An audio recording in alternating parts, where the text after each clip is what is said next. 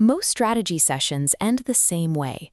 A team fills a whiteboard with sticky notes, and then the board is abandoned in an empty room. This happens because compiling lists of traits is just data collection. It maps the terrain, but it doesn't give you a route to navigate it. The standard SWOT analysis fails because organizations treat it as the final product rather than the raw material. The process breaks down early through basic miscategorization. Teams frequently list variables like a poor economy under internal weaknesses, but an economic downturn is entirely outside your control. It belongs strictly in the external threat category. The second error is relying on qualitative adjectives. Listing good customer service is meaningless. A functional variable requires a measurable delta, like an error rate 3 times lower than the industry standard, due to a veteran quality control team. But the fatal error occurs when the exercise stops here. Executives look at these 4 distinct lists, applaud the effort, and file the document away without synthesizing the variables into an execution plan. Categorizing internal traits and external pressures does not generate a single operational directive. The raw data is useless until it is forced into a mechanism that calculates what to do next. To build actual strategy, those static lists must be fed into a corrective framework, the TOWS matrix. This tool takes your internal realities, the strengths and weaknesses, and forces an intersection with your external environment, the opportunities and threats. By mathematically crossing these vectors, the matrix generates 4 specific strategic postures: offensive, defensive, corrective, and survival. It acts as a translation engine. It takes the inert silos of data you mapped out and combines them to produce active, deployable directives. But before you can run this matrix, the raw data must pass the restrict filter. We call this the Shindanshi lens. Internal strengths cannot be based on subjective self-praise. Every strength entered into the matrix must be backed by hard, quantified evidence proving a distinct market advantage. Conversely, the weaknesses you input must expose structural vulnerabilities. Organizations naturally try to protect their ego during this step, which neutralizes the entire analysis. A team might write down, "We are growing too fast to keep up," attempting to frame a negative as a positive.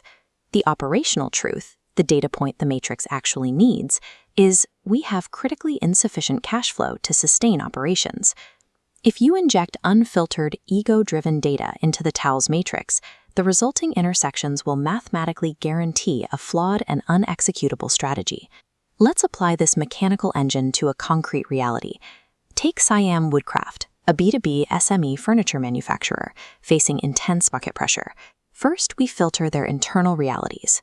They have highly skilled craftsmen capable of inimitable joinery techniques, but they also operate with severely limited working capital and 0 digital presence. And next, we filter their external realities. The market shows booming demand for custom interiors in luxury real estate, yet the company is simultaneously being squeezed by a massive influx of cheap, mass-produced flat-pack competitors. These 4 isolated facts describe a paralyzed business model. To engineer a pivot, we have to cross-match them. We start by taking their primary strength and crossing it with their biggest opportunity. This generates the SO, or offensive strategy. The intersection dictates an aggressive pivot: abandon retail and deploy master craftsmen exclusively for B2B architectural contracts. Now we use that exact same internal strength to build a shield against the external threat, generating the ST, or defensive directive. The company cannot win a price war. Instead, they must use their specialized joinery to create a heritage niche, producing complex pieces that flat-pack competitors physically lack the machinery and skill to replicate. By leveraging just one internal strength against 2 different external realities, the matrix outputs 2 distinct, viable business models. Next, we map vulnerabilities against market demand to generate the WO, or corrective strategy. The company lacks working capital. By securing the B2B luxury contracts identified earlier, they can mandate 40% advance payments, bypassing their cash flow deficit without taking on debt. Finally, we cross the company's greatest weakness with its most severe threat. This is the WT, or survival strategy. The math here is brutal.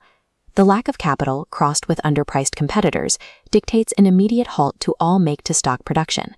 The company must shift entirely to a make-to-order framework to stop the capital bleed. This quadrant isolates the specific operational behaviors that are actively bankrupting the company and prescribes the exact amputation required to survive. We now have a fully populated 4-quadrant TOWS matrix containing precise strategic options. But the process still isn't finished until these theoretical options are extracted and locked into a rigid project management reality. Every single directive generated by the matrix must be assigned to a specific owner, bound by a strict deadline.